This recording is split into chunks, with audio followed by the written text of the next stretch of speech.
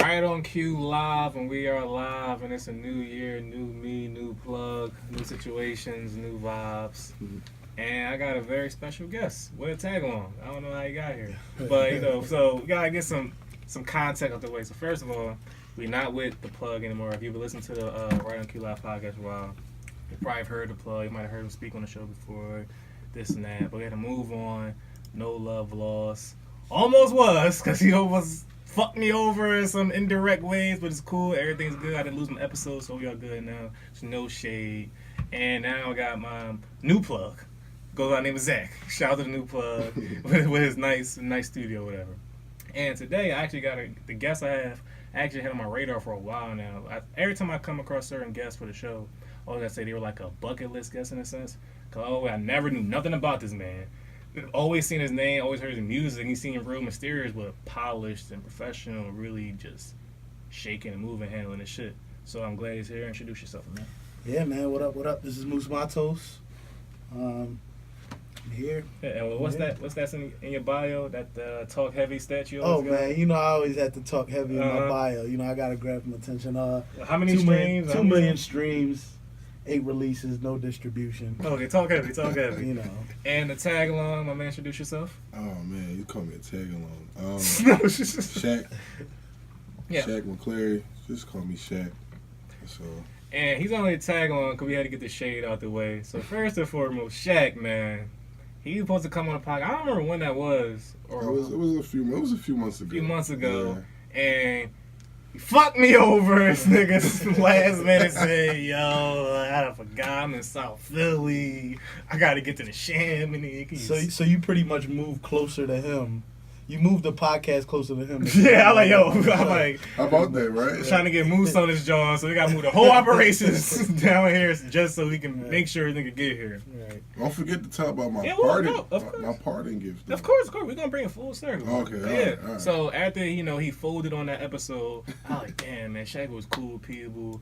Fuck you forever list though. So it's been many people throughout the journey of RightonQuelive that ended up on the fuck you forever list where you just banish and every part of the brand ever again. Whatever. There's no serious beef or malicious intent like that. But it's just like, damn, you fucked me over. It's cool. But a few days later, literally a few days later, the former plug, he told me, yo, you got a package here. In the package, there was 2 merch shirts. Shout out to the Curate? The Curate Create Change. Collective T, whatever, collective merch. Yeah. With a card, handwritten, just, basic expression saying, he acknowledged it, he heard the podcast when I said it, and he respected the intention. He's like, yo, we should be cool, chop it up, that. And I just really respected that just as a man, just to be able to own into some shit, show respect. And, I think more people, that's my whole thing about the fucking forever list. I don't understand what people want respect, but then don't dish it out at the same time. Mm-hmm. So that's what it's all about. So I appreciate that gesture, and now you're back, and it's all good. First person ever to be on the fucking forever list and then taken off, retracted. Shout out to Shaq. That's how we move, though, man. Like it's like great character, especially for a manager. Exactly. Yeah, absolutely, man. So when I fuck up, you're gonna need a couple of them care packages. Right. Writing cards all day, like it's a part of our like our aura. Like that's how we move, man. Like no time for beef, and I've dated a few beefs this year. I don't want to call them beefs, but tension, misunderstandings. misunderstandings. There you go. That's the perfect term. Misunderstandings. I mean, to the people on the outside looking in, it's like, oh, it's a beef. Mm-hmm. It's not really a beef. It's just like just don't like affiliate or associate myself with you. But I definitely pulled these people to the side, and we hashed it out. Probably even shared drinks or, yo, let's do something in the future. Even if we don't do anything in the future, I'm still gonna, yo, what's going on? We don't have time like the Matos brand, the Shaq McClary brand. Like we got, like I told Moose, man, like our picture is so big, man. Like we don't see the little stuff. It's like so beneath us, man. Like it's a lot of encounters. Me and him a couple years ago seen from some familiar people, and we laugh at it now, and we like, yo, man, just watch. You know what I'm saying? So it's no beef. That's why I'm like, man, let me send Q these shirts. It's all love. I know he's a big Crown Royal fan. Whenever you in the city, let's link up. Oh, you sent the Crown too? Yeah. Sent the Crown too. Okay. Yo, I just fucking remember. I was to bring a bottle. Oh, God man. damn. First cool. episode with the new. Hush. That's We, cool. we I'm a drinking more Jameson water in man 2018. anyway. We drinking more water. No, I'm balanced. All I drink is water and Crown. So like, I'm good. But yeah. So about the Matos and the Shak brand. Sir, tell me more about yourself, and then you can segue that into how y'all start working together. You know, all that Yeah, good man. stuff. So I've been making music for quite some time now. It's been about, I want to say 10 years that I've been making music. I used to be average at best, even for my standards. Like, a couple years ago, I just started taking it, like, every year I would level up. A couple of years ago, I want to say 2015, summer, I dropped a song called Here Forever. That was an R&B track. Then I dropped a rap track in August on SoundCloud, obviously. And then they were doing all right for a couple of months. Then they just started to take off. They caught some related tracks. When stuff like that, I'm sorry. When stuff like that happens, I always wonder, what do you attribute that to? Like what happened? You know what? Honestly, I don't know. But what I do know happened is it caught the related tracks. So like on SoundCloud, they have. Now they have like stations and stuff like that, so they have a whole lot of different things. But at that time, they had something called related tracks. So basically, if you're listening to an artist, in my case, I caught the related tracks at Party Next Door. So when you're on Party Next Door's track, boom, you go to his page, you go to that song. The very next track that would play was my song. So you got all these people that are listening, millions of people that are listening to his songs, and then boom, the next track would be my song. So that's how a lot of people were discovering that one track, Here Forever. Now Here Forever was growing. You Know Who's Up Next, the rap track was still there. So you still got the people that are not, they're not traveling outside of that page. They're not like, oh, who's this artist? They're just like, I just like this song. And still till today, I'm still getting a lot of traffic to that song and a couple other R&B songs along the way, which also caught related tracks. So, but that year, I really, really decided to take my music to the next level. That's actually when I met Shak. I already knew about Shak and like what he did, and Shak knew about what I did. He reached out to me for a show, and then we just got to talking, and eventually we started to work together later, like towards the end of the year. And from there, we just pieced together pieces of the team. Now we have a photographer, videographer, DJ. We have there's two managers, so there's Shak and there's my other manager, Merritt from New York. And we're just having like we got a couple things in the works now to actually get more pieces to the team. But that's what it's all about. We just been like from that point on, we just been all about pieces to the puzzle. And everybody working collectively. So whoever want to start, maybe you, Shak. Because a lot of niggas throw titles around, like, oh, I'm the manager, I'm the this and that, whatever. What do you think makes a good manager? What do you think you bring to the table? What do you think you've worked on? How have you grown? What is the role of the manager? How do you approach it? First of all, take away the title. That's like, if you want to be real. Like, when it comes to Mus, you won't ever see me going around saying, just kind of throwing around the term like, oh, I'm such and such a manager. It just like it's like real scripted when you do that. You know what I'm saying? It's a partnership. You feel me? It's like we're utilizing each other to get to a certain level, and it's it's a lot of work. It's a lot of ups and downs, but when you believe in a person, you really don't like care about that. Like I'll bet the house on this guy. You know what I mean? Like I'll bet whatever. You know what I'm saying? Like, and that's just where it's at. Like my side of the story is I was like in my crib one day and somebody sent me his SoundCloud, and I'm like, wow, what was this? This is pretty dope. I'm like, probably from Toronto. I'm like, where's he from? They're like, he's from Philly. I sat up off my bed like, what? He's from Philly? I'm like, nah, he's not from Philly. This is not a Philly sound. Yeah. So, long story short, man, I just kept bobbing to his music in the car. Ended up reaching out to him for a show, which never happened. I guess that was God's way of just like, yo, scratch that. I got something bigger for y'all. And like he said, we just kept moving. We just kept working. And, to just piggyback again off the question, I think like what makes a good manager is, like I said, believing in the artist. Because it's a lot of people who like manage people, but it's like I don't know if they really believe in them. It's like some people look at it as like I didn't go into this as a business venture. Like you take this percent, I take, like, no. I went into this like, yo, I believe in you, and I'm ready to like ride the train to success with you. You know what I'm saying? Because that's something where you know it's gonna go where you believe. Exactly, and like I said, yeah, like me and Moose is like, another thing is like, you got to know the person's personality. We grew over the, this year and a half. We grew, and I see a lot of me and Moose, and I'm sure Moose see a lot of him and me, like to the point where it's like it clashes. Like we've had our times, yes, but we also get on the phone. You know, you're my dog, right? You know what I'm saying? Like, and we keep it moving. Like I said, so you got to just take away that whole manager title and just like believe in that person. Yeah, we really like made it an emphasis and a point to stress like the whole family thing within our camp, and like even when I talk about songs and we have our meetings, I don't say my songs, I say our songs. I don't say when I go and perform, I say when we go and perform. And the reason is because we move as a unit, so everything is, and that's what Shaq, like, just to sum up what Shaq is saying, like that's what he's saying as far as like taking away the title, because even though I'm Mus Matos the artist, he's Mus Matos too, and then you have the other people who are Mus Matos, so it's like it's an entire camp type of thing. And that's how we've, as he said, we've had our ups and downs this year, but that's what's made us better. And we try to approach things from a different aspect. We all bring different things to the table. That's another thing. So like with the two managers, it's no pun intended a Shaq and Kobe relationship. So Marib's like the Kobe and Shaq is like the Shaq just because of his name, right? But what they do is they bring different things to the table, and their expertise is in different things. Shaq is phenomenal at booking shows and getting into different crowds, and weeding that way. And Marib lives in New York, so she's talking to labels and things of that nature. So it's really just like everybody coming together and knowing the ultimate goal. We're not too focused on a little check right now. We're trying to get to that big check.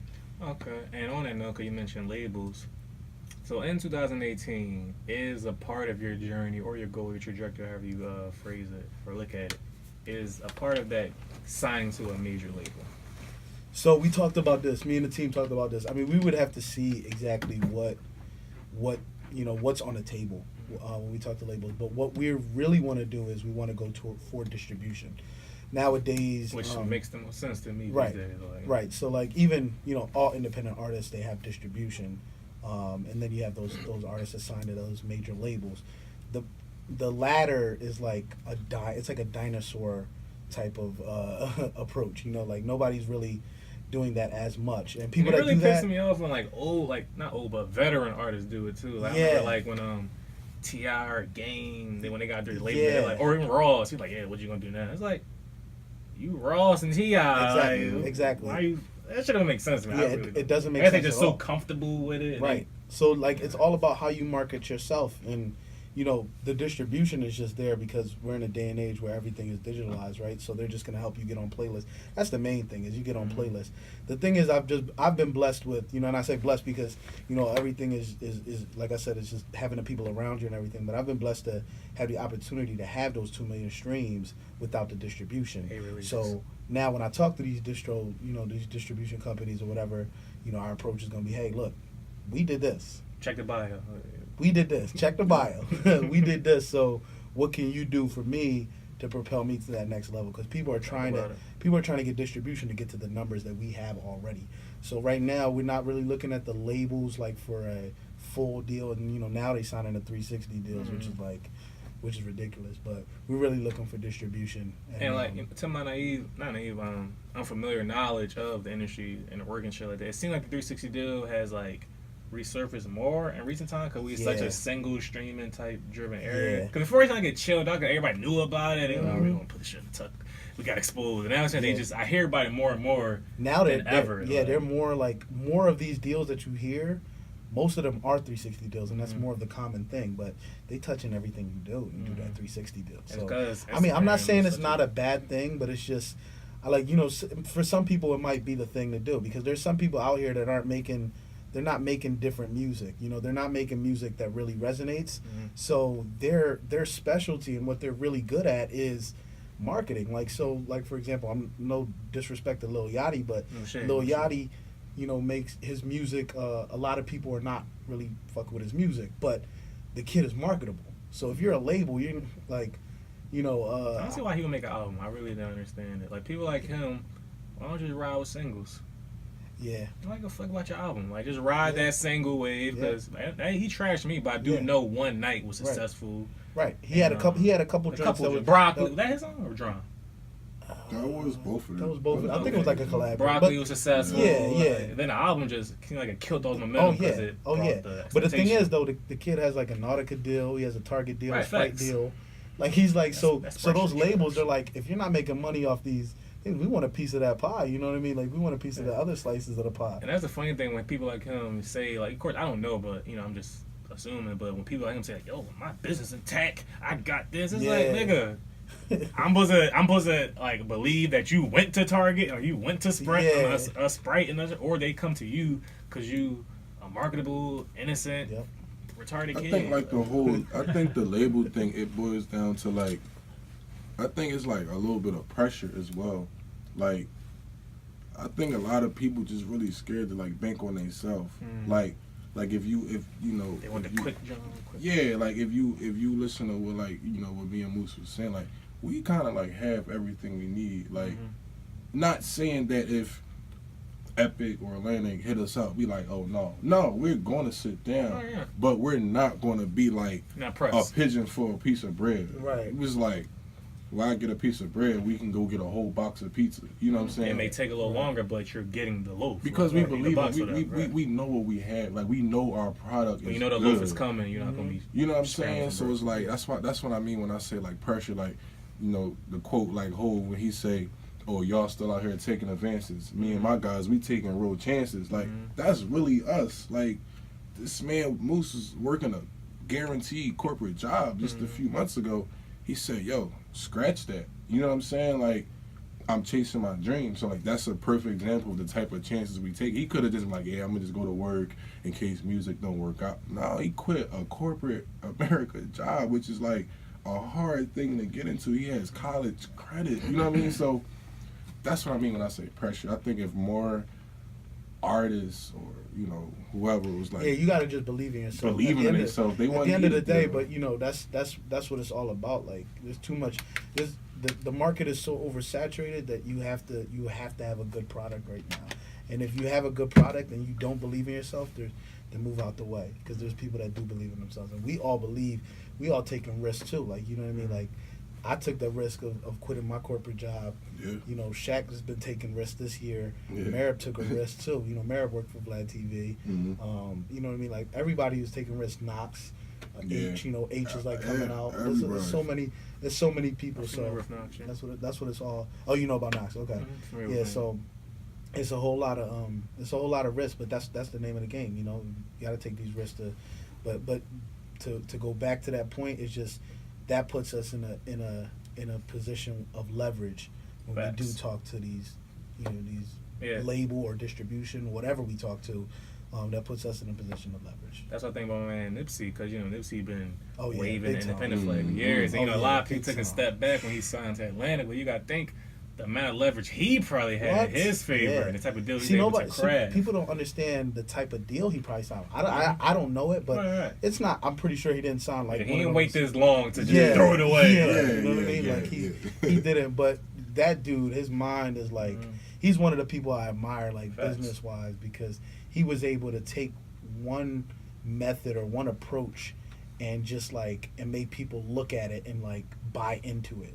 And that's what we're all trying to do at the end of the day. We're trying to get people to buy into our music. Exactly. This guy said, but at the end of the day, man, I'm going to love to make music just because I love to make music. But as far as when I get to where I want to get to, I'm going to be investing. Shaq going to be investing. You know what I'm saying? Like, we going to be investing. So he took that, that approach. He brought that a little earlier than expected because, But yeah, that's ultimately what we want to do. We're not trying to make music till we 80 years old. We're trying to, put ourselves in a position to especially invest. You have to at 80. Yeah, you know what I mean. So that's what we're trying to do, man. But yeah, his business mind is crazy. I just said today, or maybe yesterday, that the Crenshaw Proud to Pay campaign to me is like one of the most if it is now or it will be later on in hindsight, most historical moments in music. Like to have 1,000 people pay $100 for an album that was online for free. Hov was one of those people. He bought it just because he respected like 100 copies or whatever. Right, yeah. And just like he respected people it. be hyped that, not hyped, but of course it's amazing that Beyonce able to drop an album out of nowhere, did this, or Hov did a Samsung deal, but Nipsey, not mainstream at all, able to, and then he did it with $1,000 album the next year. Yep. So like, that shit is just crazy to me. And to me, it just showed that, nigga, you don't need these fucking labels. You don't need, if you put the groundwork in, and you connect with these fans, you good. Yep. Like, it's a lot of people in this world. All you can do is find like 10,000. Yep. And you straight, long as they really believe in your brand and your product, whatever. Mm-hmm. Earlier he was talking about how, like, you from Toronto, you're from Philly. So I feel it's because like your sound, maybe the way you conduct your brand, shit like that, whatever. So just people along those lines of like that new Drake sound. Not saying you like that, but just people in that realm, whatever. What are your thoughts on them? Like whether it's the Bryson, P&D, Black, who else we got? Whatever. You mean like what do I think of those artists? Yeah, do you like them? Yeah, I actually do like those artists, man. And like I listen to earlier on I was listening to a lot of Drake, a while back. Listening to Kanye, I was listening to and then when the weekend Kanye album. Graduation probably Okay. no, it were 808s. Okay. 808s. And My Twisted Dark Fantasy too is my shit too. Okay. But yeah, so I was listening to like a lot of different artists, and when the weekend came out, I was listening to his stuff. So it's like I'm not the type of person that's like, oh, they influenced me, but I just listen to a whole bunch of different things. Of course, yeah. And then my sound kind of just resonates because I'm not. That's one thing that I really stressed earlier on in my career was like, just naturally I listen to music. Like if you play a beat in front of me, I don't know whether I don't go into that like, all right, whatever this beat is, I'm gonna rap on this genre, I'm gonna sing on it. It's like whatever really just comes to me. You know what I mean? Like a painter with a canvas. Right, but I really didn't listen to too much. Not on purpose, but there just happened to be. I listened to more mainstream stuff, so my sound resonated more from like the mainstream aspect instead of the Philly sound. And so when I was doing shows and things like that, people would be like, "Yo, this dude doesn't sound like he's from Philly," and it ended up working in my favor in that regard because you stand out. You got everybody trying to be the next Meek Mill. Now everybody trying to be the next Uzi. So now you gotta. It's cool. You know what I'm talking about. It's cool to like have a favorite and like study a guy and kind of like, everybody takes a page out of somebody's book, course. like, but a couple pages put together. They missed the whole thing. Like, Meek isn't there so you can recreate Meek. It's like he's there to study, and then from there it's like you kind of put your own little spin. Exactly. You know what I mean? And yeah, that's how it is. You notice that anybody that's successful, especially like you think about the people from Philly, new age, right? So you got Meek, you got Uzi, you got P&B. They all sound different. None of them are replicas of the others. Or maybe you can. I always say like, if you're really a good talented artist, we probably can't pinpoint someone you sound just alike, but maybe we could put like 3 people together and be we get where you were really inspired from, and we make sense of it. If you just a carbon copy ass. Yeah, see, you could tell when somebody's inspired by somebody's sound, or when somebody's trying to replicate. Those are 2 different things. So you could definitely tell that with the good artists. So. What do you think? Where do you think singing groups went? Cause I was watching some the other day, and I was like, one, I have 2 thoughts. Like, I know a lot of girls love all the like female 90 groups. Yeah. To me, all them sound the same. Like all the girls in 90 sound the same except Mary and like Faith Evans. All these groups, 702, Total. I don't know who was who, whatever. But it was also men singing groups as well, and I was wondering like, where do you think that was? It? Do you think that was the industry? Well, I think R&B changed. So R&B changed. Like entirely. So now you have like that more, I don't want to say trap soul, but like, you have that type of vibe, that Black, that, Party, that Bryson type of vibe. So like it's less of the dancing pop type of R&B. You still have that dancing pop R&B, but that's not the forefront of, it's more alternative R&B now. So, people, so it's not, if you look back to like the early 90s though, like, Boyz II Men wasn't out here busting every type of move. They were killing with the vocals. Kept it in pocket. Right. So it came around though. So I think it's just the circle of life of music. Really, it just comes around. Is Bryson done? I don't really. No. I think he's too talented to be done. You was a Trap Soul fan? Not even just that. His sound is so unique. I wouldn't consider. I wouldn't say done. that. To be honest with you, I don't think he's like the greatest.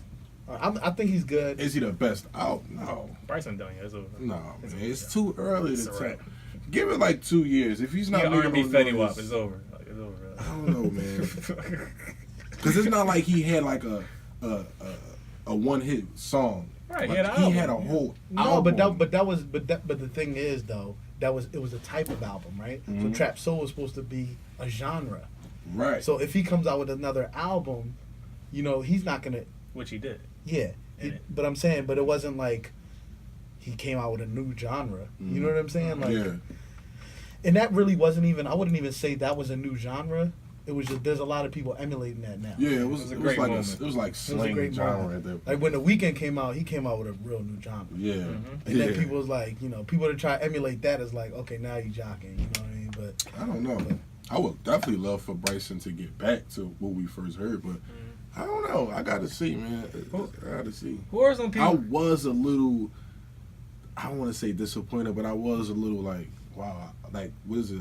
True to myself. True to self. True to self. I was like, wow, I wasn't expecting this. Right. Let's see how this goes. they just said, it wasn't nothing that popped out on there. And it was no hit on it. Right. I was never on a Bryson wave, but I was aware, of course. So Yeah. Trap Soul took over everything. But I was very aware that when True to Self came out, that shit was quiet. Oh yeah. Like, it was, Oh yeah. Yeah. I was like, wow. His I biggest hit was the joint he did with Rihanna, right? That saved well, it was That still saved- over, but that gave him a glimpse of Yeah. like. His features did better because remember he still got the Insecure joint with Jasmine Sullivan. I still haven't heard the song. I heard it's good though. Oh, I that's still haven't good. I ain't heard that I just think that they took too long with heard- That was a that they was part of took it like too. Yeah. Trap Soul was 2015. He didn't come out with another album until 2017, and that was like some Drake. Like Drake can Too do much that. expectation. I think they was supposed to like keep it going, and they didn't. Like, he was like prematurely just releasing like tracks, Yeah. and it was just dropping on SoundCloud. Like he And had they a wasn't. drum. I think he was expecting I think it's similar to Nicki. 'Cause I keep telling people Nicki is scared of dropping an album, and I think they trying to. so? Yeah, Nicki's terrible. I think she's just going through way too much. Okay, but like Bryson, right? When before Trap Soul came out, Don't just took off. And I think then they just happened to package the album together to capitalize that moment. I think he was trying to do that the same with True to Self, but none of the songs were taking off. So he like, yo, niggas been 2 years, we gotta drop it by now. I think Nicki's same with her. Niggas forgot about the No Frauds and that was the album rollout. And if them shows would have took off, Nicki's album's coming out, but they didn't. Shit went away, complete flop. And Sheether happened. Cause niggas forget it's been 3 years since Nicki dropped the album. That's I didn't not even normal peep at it was all. that long. Yeah, the I didn't Pink even Print peep was it like that long. was my shit. It was a good album. It was. No, I lied. Man, that But the whole thing is joint- though, Yeah. she's a spit. She can spit though. Yeah, When she get her You know what bag. I mean, she can spit though. The thing is though, it's just I think Bryson, he's young enough to like he can recover though. Mhm. They just got to go back to the drawing board and come out with something like this with a different approach. I think he's his career that first album did so well that he can eat off of that until they figure out for this next I one. If think the next hit one, just if shot the next one shot flops, Like the if hit the next probably one flops shocked though, him. then it's a wrap. Yeah, Then it's that's like, why I okay. said let's see. But I think the hit shocked the shit out. I don't think he was expecting that. I'm Like sure he wasn't, if you yeah. go to Bodak Yellow, Cardi B was like, "Oh yeah, I knew this was gonna happen." She was confident. But Bryson, I think he was like, "Oh shit, this shit is like climbing up the charts." Yeah, What but do you I gotta do? see. He already you had gotta the see- personality for Exactly. it. Yeah, And plus you gotta his see- album, you the gotta next see what the- album wasn't ready. Like he had to make it. You know what I'm saying? Like he had to make it on top of his success. Whereas like some people, they should be ready. Oh, all right, I'm waiting for them to tell me to drop album because it's already ready. You know what I'm saying? Where he had like, damn, in the midst of everything, shows. Not only that number though, one he got hit. it's also like the whole SoundCloud thing. You got to see after the first album. Mhm. Like you get big on SoundCloud, and then it's like, all right, what's the follow up? So Right. like, the jury's still out on whether Post Malone's gonna be his album. I fucked with his album heavy. I I heard liked you his liked album, it, and I we'll get see it. how his next. He's actually dropping some new music that's off the album. Rockstar took off. Rockstar took off. So you're seeing like, you know what I mean? But some of these, some of the SoundCloud artists, you gotta see, like, you gotta wait until they drop that second project. Yeah, and along those lines, like I said, I think Bryson's done. I just been like observing a lot of people, even people that I really always love. I'm just like, yo, like I don't know what's in the future holds for you. Like, a lot of people know Wale's my favorite rapper, and I just feel really it's over. Oh, like Wale, I'm a big. I used to be a big Wale fan. Yeah, More About Nothing was one of my favorite projects of all time. But when he dropped like the album About Nothing, I really wasn't feeling it too much. I like the mixtape About Nothing and More About Nothing was my shit. But you know what? I think it was just, see, it's so hard. It's like a black hole when you stop making that type of music that people love, and then because he stopped making that type of music and then went to MMG and started making music that was outside his lane. So when he came back, people were don't trigger me, because we don't go down that rabbit hole. Okay, I get what is your favorite artist? You gotta like. I feel you because he was my favorite artist at one time. A million times, and we could debate that, but whatever. I know. MG, he changed. Let's roll. But you know what? You know what? You never. Like, but the point, I really think it's over though, because like I don't think he's ever going to be able to bounce back. I think he's going to just be at this level of like limbo. Same. I think Big Sean. I think Big Sean fucked his own self over because I decided didn't do what I was supposed to do, and then Double or Nothing just like cemented a trash ass year. Cause what do you think was Wale's problem though? What do you think Wale kind of combination of questionable narratives like this right here to my left? The energy changed them, and also his public image is being trashed because him snapping, him bitching, him being a bunch he's of always like that. He was always like that though. Right. He was always also, like that. I feel the radio. Well, people stopped. His singles stopped carrying him. So once he started getting platinum singles, it was like. Well, you know what? I'm not mad at what he did because the thing is, like, at the end of the day, man, you got to put food on your table. You know what I'm saying? His first album did 20,000 copies. I think it did something. So you didn't like Ambition? No, I didn't like Ambition. I liked a couple tracks off of there, but I didn't really like Ambition. But when he went over and went to MMG and did his thing, it's like a lot of his fan base who was on that. Fuck it, I don't care if you. Your album sell. You're making good music and we fuck with you. And he was on the type time like, this when he was on Interscope, he was on the type time like, I don't give a damn about this, that, and the third. I'ma still make music. And when he went and switched it, I'm not mad at him for doing it, but when he switched it and changed his whole mood to, I'm about to go get this bag at MMG, all his fan base, his original fan base, they was like, yo, like what the hell happened? Now he got a new fan base. So now when he tried to switch back over and get to that original fan base, you might not have been one of those people, but there's a lot of people that was like, fuck that. Like, nah, nigga, like, I'm not even going to give you a chance. When did the content really change? The content? What changed about the content? He wasn't really rapping about a lot of the same stuff. On Ambition? Okay, Ambition. What about 11-1-11 Theory? That was before Ambition, after More About Nothing. When he did that, like, he did a lot of this stuff on the joint, like, label albums. What, the compilations? The compilations. Okay. I think and also it's what people associate you with. It's like, you gotta, as a label, I don't know if it was a good move for Ross to sign him. As a label, you have to really take into consideration the style of rap. Like, you know what I mean? Like, motherfucking Black Thought is one of the best rappers out, but he not gonna sign the good music all day. But is it because it's not a major label? Because major labels have dozens of types of artists. But that's major labels. Nowadays, you got the groups. That's like the group labels. You got MMG. You got right. So you're saying it's because it's not a major label, they gotta have the same type of artist because it's not a major label. It's not the same type of artist, but the same kind of feel, the same vibe. Fat Trell actually got signed to MMG, and I think he was more so. He fit the mold more so than Wale did. Now, don't get me wrong. Wale's just a spitter. That nigga can spit, so he's gonna be good regardless, right? So he's always gonna put out a level of productivity that's good. But like I said, like for that image for MMG, they had Gunplay, they had Meek Mill, Rocky Fresh, Stolly, Omarion. They had Stolly, but they dropped Stolly, right? Not to my knowledge. Yeah, I think they did. If I'm not mistaken, they dropped. If they didn't, Stolly didn't do too well though. A lot of people didn't do well in there. Only people who did well was Wale and Meek. Well, Fat Trell would have been great on that. They didn't sign a bunch of rap, like great rappers on that label. They signed Meek Mill, they signed Wale, and the next best rapper really that they signed or most known was Fat Trell. If I can't, Omarion was another one where it was just like kind of, he's not in that type of mode. I don't know. It's kind of like, it's just weird, man. Like with Good Music All Day, they signed a lot of the artists that were like Pusha Fits. Pusha Fits, I think so. They just make Pusha's it fit. a spitter though. Or they Pusha's just make it like, fit though. Pusha raps about different things though, man. Really? Pusha raps about different things than Wale. No, but does he rap about so much different things that he just automatically fits with Kanye and like Cudi? No. But Kanye is more commercialized. Kanye is more like, and you got to remember Kanye's whole approach to things was every album that he had was so different. Mm-hmm. So it didn't matter. Like when he signed different artists, it's like this guy can produce really for whoever.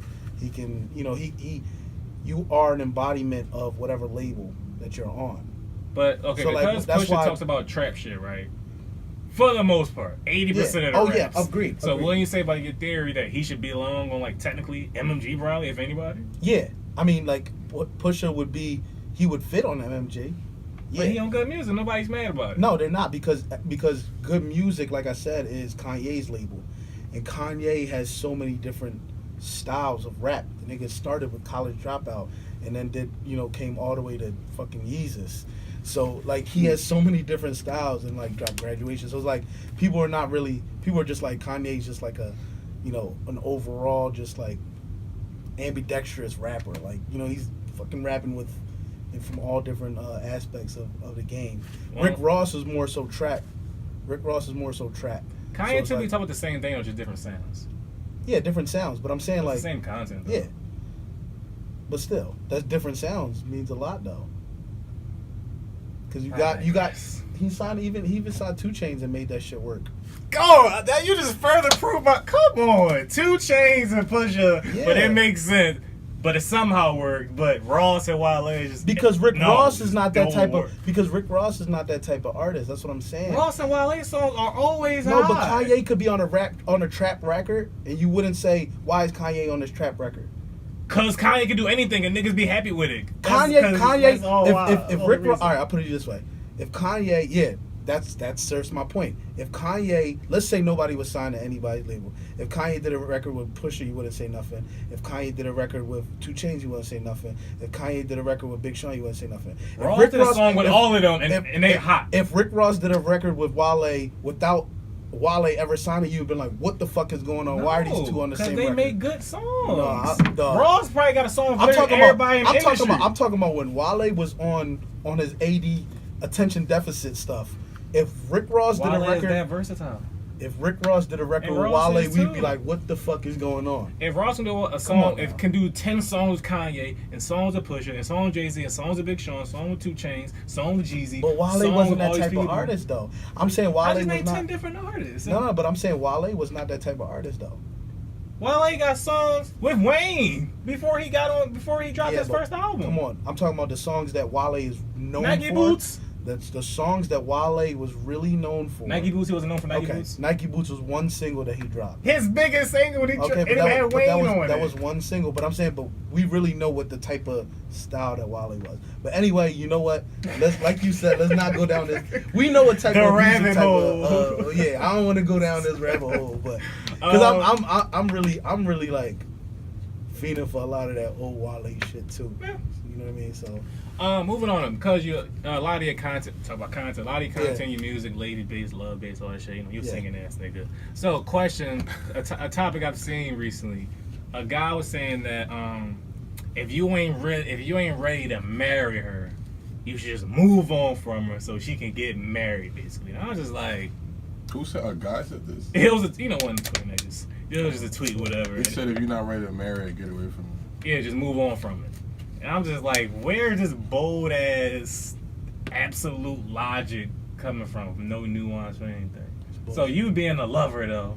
I'm not. No, that's the thing, man. A lot of things. Are you singing niggas? No. Here's the thing though. Like my thing is, if you really listen to my music and the lyrics that I don't really talk about loving females. Like no, don't get me wrong. I love females, but that's not. My music sounds sonically like it's love-making music. But if you listen to the actual lyrics, I talk about a lot of the ugly truth shit. When I say I don't need an audience, that's telling it. The song is so beautiful that you really just overlook the lyrics. But really, what the song is about is, hey, I don't need you to be around me unless you're going to contribute to what I'm doing. This shit breaks the my same heart thing, sometimes. Like, and I'd be like, damn, he really said this about a joint. Unusual is a breakup song, but it sounds so like, Yeah. it just sounds more like it's, more like like a love song, but it's really not. I have a song called The Team that's coming out, and it's basically about a groupie. Man. Like telling her that she's for the team. Yeah. But it's a slow ass song, and when I drop the record, I'll send it to you too. Okay, appreciate But it. when I drop the record, you're gonna understand it. Like, you're gonna hear what I'm talking about. It's like, it's a super soft song, super slow, bass knocks, but it's like super slow. She now gonna realize she for the team. But the thing is though, moves. that's what my whole thing is, and it's more so just expressing the ugly truth, because there's a lot of times that people are like, a lot of artists, a lot of singers out here, like you said, the R&B niggas, the singing niggas, those are the ones that they're too scared to really talk about a lot of the Not being authentic. and a lot of the ugly side of things, as far as like relationships when you're in the industry. So they just like to talk about the love making and yada yada yada. But there's so much like fuck yous out there that's what I'm kind of like talking about, and I'm looking at things from that perspective. I got an EP coming up called Cold in the West. That's gonna be my debut EP. Okay. It's R&B EP. And what it's about is basically cold in the West. It never really gets cold on the West Coast, right? But cold represents cold-hearted. West Coast represents Hollywood. So it's talking about making it to Hollywood and just the relationships that you have to leave behind, and the new relationships and the fake relationships that you get when you're out there. So, but that's like the gist of my approach to everything. So, and I will say, especially audience, 'cause I really love that song, and I feel that's another element you didn't really touch on, but I got from what you were saying is that just the element of like decent, in-depth storytelling, just writing. That's why I feel like, I always debate what's really the best. Current rapper, 90s rap, shit like that. But I feel what's really untouchable, not debatable, is previous R&B versus now. I still love R&B. There's a lot of artists I still love, but it's just levels. And I feel it had a lot to do with the writing of it. There's really a lot of those songs, like, it just wasn't about, I love you, I want to fuck you, or some shit like that. Yeah. But it was like, just the concept just broke down the audience.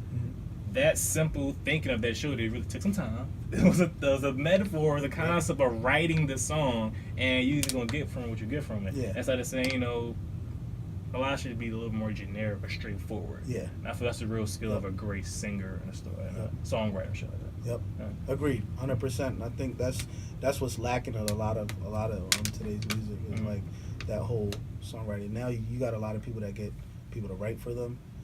I'm the type of person I'm a spitter first and foremost. I was rapping like 10 years ago when I was talking about everything, like starting my music. No I was shade, rapping. You know what I mean? So I love to write everything myself, and I just sit out and I like to write from different perspectives. So that's important to me, man. And just being able to tell a story, that means a lot to me. Okay. Another general topic. Do y'all have any feelings about what your girl can wear? Because some people say, if you comfortable, if you ain't a fragile male, you should be able to. Your girl can wear whatever she want. Or some people say there's no limits to that. Just whatever. I think you should be.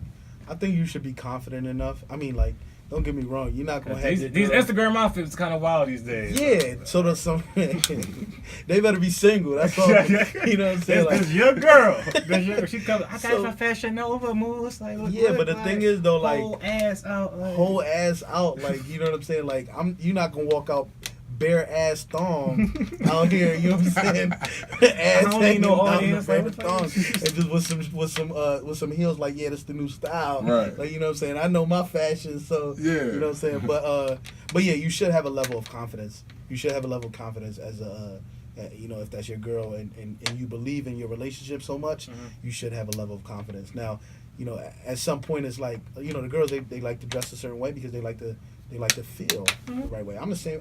I'm the same way as a guy. I know y'all are probably the same. You know, when you going somewhere, you like to put on something nice. Boom, it's cool. Now for girls, it just happens to be that something nice is something revealing. I think to a certain extent it's cool. You should be confident. There's some dudes out here that's really like super protective. Like, no, you can't show any cleavage. Like if they girls like showing a titty, they like freaking out. Like wait, the whole titty out shit? No, I mean like no.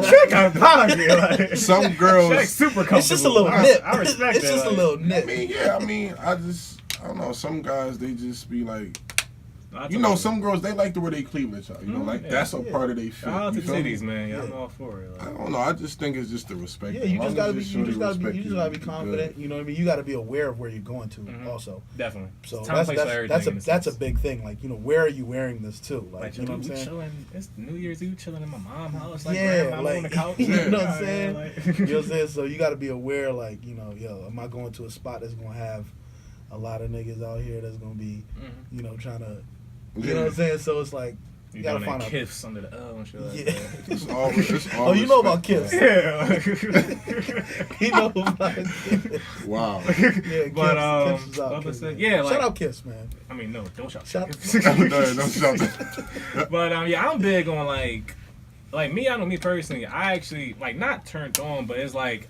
I get a little ego boost or gas when I see people looking at my girl, whatever, women or men, whatever. As you should. Knowing that I know it's mine. And then it's an even bigger ego boost because you know, like, she's still representing you. Exactly. Like, she's not wearing this to seek attention. Yeah, it's like, oh, I can look good and still represent my man. Whether you in the room or you left the room or she out by herself, you know that's she respect you. She's gonna always be accountable. That's what it comes down to. No matter what she's wearing. It's the confidence in your relationship and the strength of your relationship that really ultimately matters. Yeah, and I feel like a lot of people, especially men, like, because recently, you know, I always have my criticisms of women and shit like that, but recently I really just been thinking about niggas, how we really be on some bullshit. And, like, I feel a big issue with men is that niggas just be cuffing anything, so they don't be having no foundation for how their dynamics of relationship are. Yeah. So they just be tripping. Like, I really want to shout out the fact that you acknowledge, like, our male ego. Like, a lot of guys be so scared to like, get on that topic. Like, no, like, as a man, we have some egos, man. Niggas be wildin', man. I really shout you out for just acknowledging that, man. Big time. I'm cool with, I don't want to say flaunting, but I'm cool with, like,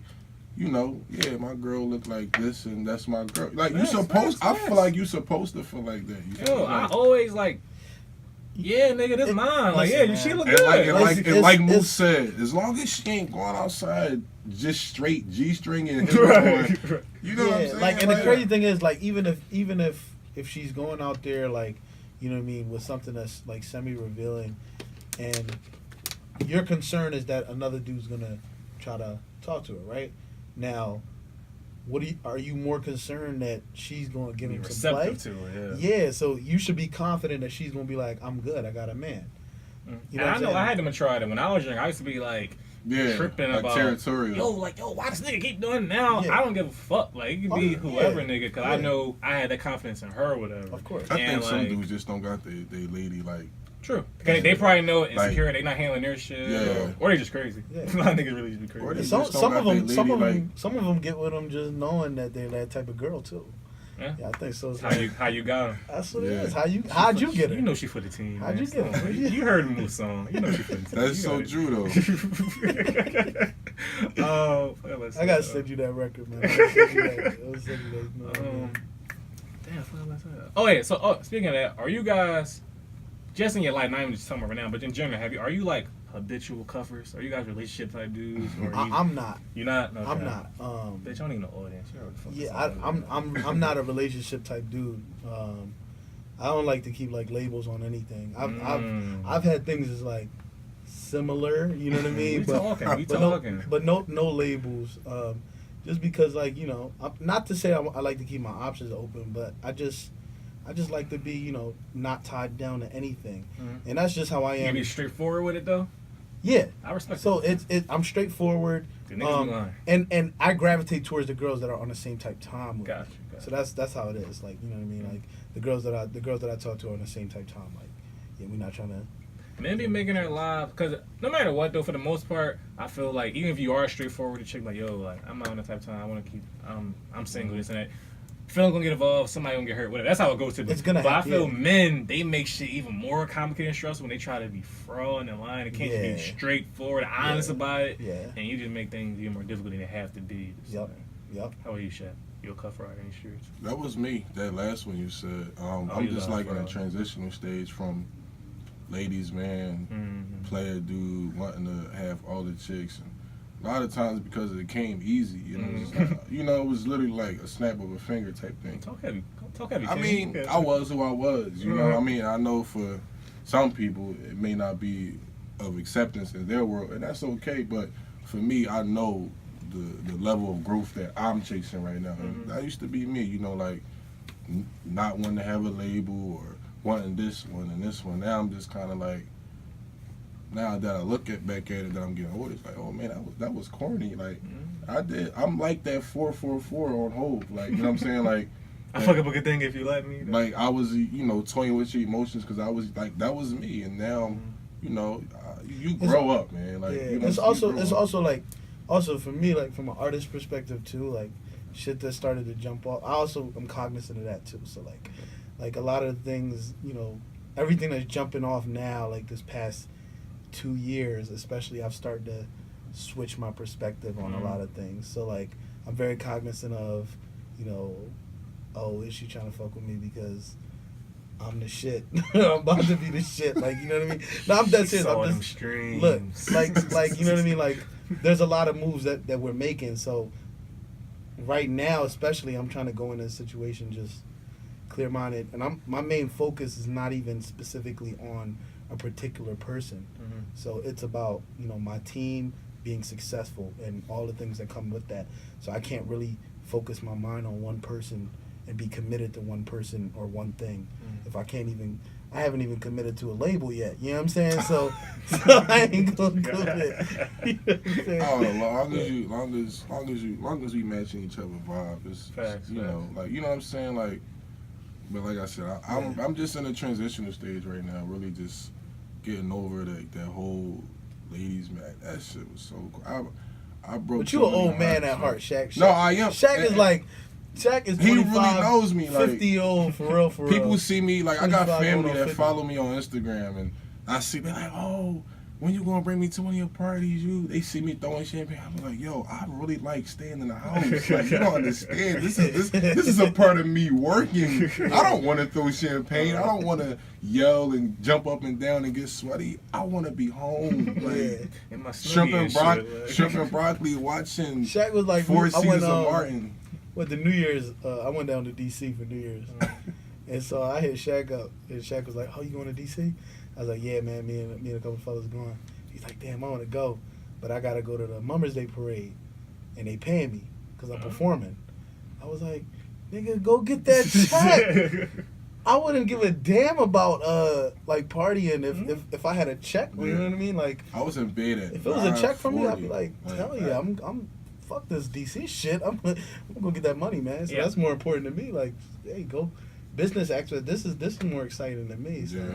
Yeah, I never really been like the ladies guy, but I never been like a cuffer either. I always been like, it is what it is, we gonna float and shit like that. Like I always like, but I know now my girl now, I'm like, You all in. yeah, all in. I was thinking this as well. I feel like a lot. I don't understand. Back to the whole cuffing thing. I don't understand why people even waste their time even cuffing a person that nigga always be, you know, they be cliche like, if you don't see them in the future forever, why even bother? I ain't about the fucking future. I'm talking about just today. If you can trust them with your all, you can give them your all, you be totally committed. If it ain't that level, why even bother? Why be stressing about you don't trust them and shit like that? Like, you know, I trust her with everything, and I look forward to even building Thinking about every today. day and shit like that. Right. I think more people should think about today. Yeah, they Do you should. trust her I with everything today? Like, you're not gonna think about the first time you see your girlfriend or interact. You're not thinking like, you know, oh, I have to marry this girl. Yeah. Like, and that's it. Right. Like, you know what I mean? You're thinking like one day at a time. So that's how it should be. It's, And you're right. Think about now and hopefully build, we can and build build on off of that, like, because you still need to find out. There's certain things that you still need to find out, and still need to find out with yourself and with the other half. So you have to. And the right person to like change you, like, and as men, man, like, I really find it true. Like, yo, we really do mature like slower than women. You know what I'm saying? Like I said, I was like, man, I'm ashamed to say a lot of the stuff I did. You know, I did some dumb stuff, man. Like, I'm talking 3-4 of them in the same room, and I'm just like, whatever. You know, and no, like, I did some stupid shit, but it's like, you know, the right person to change you, and it's like, damn, I'm glad you are in my life. You know, I'm more selfless, or I'm trusting more, I'm loving more, I'm caring more. You know what I'm saying? So I was just like a real. I wasn't like the jerk. Ladies, man, I just like... You did what you wanted. I just did what I wanted, and it got to a point where like, yo, this is a lot. And it kind of just got messy. But I wasn't like the jerk. Like, I wasn't... You know what I'm saying? Like, some niggas really just be assholes. Yeah, like, you know, like you watch like the Bachelor joints, they be like jerks. You know what I'm saying? I wasn't like the jerk. I just like consumed too much. You know what I'm saying? It was like, you know how you just eat too much food, your stomach is full? I didn't eat because I was hungry. I was like, all right. Yeah, I just like did a little too much, and it just like got messy, and I was like, all right, it's time to chill, man. And also, I start becoming a brand, you know, and it's like you can't definitely, that messy. Yeah, you definitely can't have that. Like, yeah, I know I was ready for. Well, I know she was worth it. That's how I totally feel about it. She was worth it because, like I said, I look at her as an actual partner and shit like that. I had bitches before, and they're just like, yeah, like, she was cool, like, oh, she was pretty, or she was a good fuck, whatever. But it's like, you wasn't worth it. You wasn't worth my time, you wasn't worth my energy, you wasn't worth a real commitment, you wasn't worth me arguing with you, bitch. Like, you just wasn't worth all of that. Yeah, so, but I feel once you find the right person, but I be feeling like men, like, back to that, they just because, like, you don't got no other pussy on deck, or just because she not that annoying right now. You're like, all right, you my girl. Like, no, she don't need to be your girl. I feel that's my whole thing. Men and women, everybody be cuffing way too fucking much. Everybody don't need to be in a relationship. Yeah, niggas be cuffing just for the pussy. Yeah. Wow. And women be accepting it just no, because I'm they not lonely. saying, not saying all. I'm saying there is niggas out there that's... Nah, I just didn't know guys like did that. Oh, yeah, like, yeah, they be other guy, they stumble into the relationship just because they was fucking on a regular and shit. Yeah. You know you don't want to be your girl. Right. Like, wow, like, that's y'all not meant to be on that level. I never knew that. Yeah, niggas be tripping. This is my second relationship ever, because I'm not going to call you my girl. I'm not even going to put that pressure on me, expectation. We can do whatever we want. You can do whatever, anything. You're not my girl. I don't need that pressure. But niggas, 15 girlfriends, like nigga, what? Like, you only care about one and a half. Wow. Straight up. Weird. What's the time looking like, new plug? Yeah, it's about 10. Wrap it up. Okay, cool. So, cold in the west? Yeah, cold in the west. So we got any type of projected estimated time of arrival? So right now we're working on something big in February. Not for the cold in the west. Just something that I gotta tell you offline. Exclusive. Yeah, I gotta tell. He said Valentine's Day. So. We're working on a potential tour. Right? Talk heavy. Okay. You know what I mean? We're working on that, but I want to be able to. I will need an audience. I will need an audience for that tour for sure. No, but I want to have like at least another single or two out by then. But I don't want to rush the project. So right now, probably aiming more towards March timeframe for the EP. Okay, I like it. And Shaq, as far as you and your brand or your endeavors, sir. I'm really just I'm working on like more collaborations, more bullying like these big companies, trying to get them to pour into us young creators, entrepreneurs. Of course, knocking down more doors with this guy. Working on more so just being a full blown brand, and letting people also see like now. I want people to really now see the creative Shaq. First it was like, oh, this is the fun Shaq, or Shaq, he's the plug, he's doing this. But I want people to see like the more creative Shaq now, which involves like, me executive producing music, trying to create all types of different content, meaningful content too. Stuff like today, like, just real non-scripted raw shit. And then hopefully like in my future, I definitely want to get into like shooting videos, like, you know what I'm saying? So that's really my plan. Shaq of all trades. Yeah, man. Like some finesse. I just thought of that just now. He's such a writer. He's so clever. I respect it. All right, but yeah, so I appreciate you guys. Like I said, it's a new year, first episode of the first episode I actually recorded of the new year with the new plug, with one of my bucket list guests, with the first ever Fuck You Forever list retraction person. Q was my you was my first podcast. First podcast so, you ever did ever. So yeah, like 10 years from now, I'm like, yo, Q is my first yeah, podcast. Yeah, I appreciate that. Yeah, so appreciate keep this shout out in rotation. Yeah, like I said, full circle moment. Appreciate all you guys, respect and I would say also respect you. I can't even else to say. Damn, fuck my train of thought with this shit, nigga. Anyway, thank you all guys. RightonQuelive, talk about it. We all shout out to New Plug.